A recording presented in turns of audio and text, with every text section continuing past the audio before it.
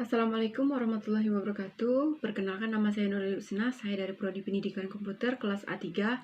Baik, di sini saya akan sedikit menjelaskan materi saya tentang pendidikan anti korupsi. Saya akan membacakan susunan materi saya. Yang pertama yaitu pengertian korupsi, yang kedua faktor-faktor penyebab korupsi, yang ketiga dampak mansib korupsi, yang keempat nilai dan prinsip anti korupsi, yang kelima pencegahan korupsi, yang keenam peran mahasiswa dalam gerakan anti korupsi. Yang pertama saya akan menjelaskan pengertian korupsi menurut Undang-Undang Nomor 28 Tahun 1999, yaitu tentang penyelenggaraan negara yang bersih dan bebas KKN. Korupsi adalah tindakan pidana yang dilakukan orang secara sengaja melawan hukum, melakukan perbuatan memperkaya diri sendiri. Faktor-faktor penyebab korupsi yaitu ada dua. Yang pertama, faktor internal, dan yang kedua, faktor eksternal.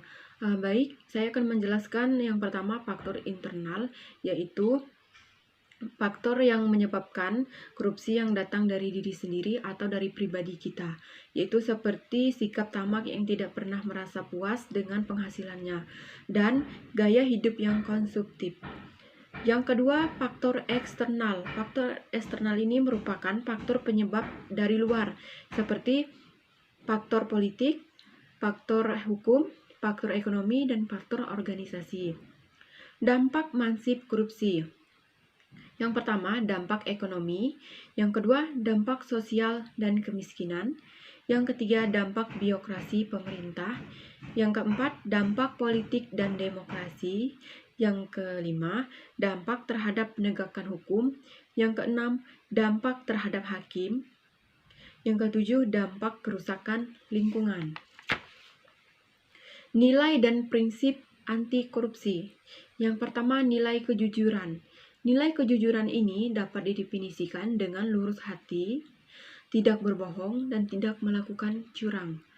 Yang kedua, nilai kepedulian.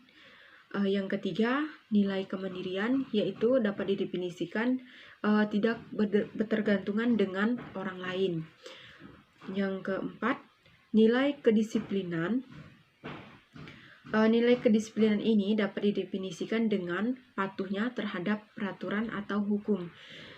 Yang kelima, nilai tanggung jawab. Jika kita melakukan kesalahan, kita harus berani bertanggung jawab. Yang keenam yaitu nilai kerja keras. Yang ketujuh, nilai kesederhanaan. Yang kedelapan, nilai kebenaran. Yang kesembilan, nilai keadilan. Yang kesepuluh, nilai akuntabilitas, yaitu nilai antara aturan dan pelaksanaan kerja. Yang ke-11, nilai kewajaran.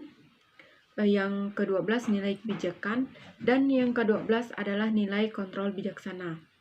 Pencegahan korupsi, yaitu atau pemberantasan korupsi adalah serangkaian tindakan untuk mencegah dan memberantas korupsi melalui upaya koordinasi seperti supervisi, monitor, penyelidikan, dan pemeriksaan di sidang pengadilan dengan peran serta masyarakat. Nah, di sini saya akan membacakan peran pendidikan anti korupsi di kalangan mahasiswa dalam pencegahannya dan terjadinya tindakan korupsi. Nah, pendidikan budi pengerti adalah salah satu pendidikan penting untuk bekal hidup setiap orang atau setiap mahasiswa. Mahasiswa harus mempelajari nilai-nilai ini, akan ditemukan manfaat jika kita mematuhi pagar aturan tersebut dan apa akibatnya. Jika kita melanggar, sebetulnya inti dari pendidikan anti korupsi adalah bagaimana penanaman kembali nilai-nilai universal yang baik yang harus dimiliki oleh setiap orang atau setiap mahasiswa agar diterima dan dimanfaatkan bagi diri kita sendiri serta lingkungannya. Di antara sifat-sifat itu adalah jujur, bertanggung jawab, berani, sopan, mandiri, empati, kerja keras. Baik, hanya itu yang bisa saya jelaskan. Kurang dan lebih saya minta maaf. Akhir kata saya ucapkan terima kasih. Assalamualaikum warahmatullahi wabarakatuh. Selamat pagi.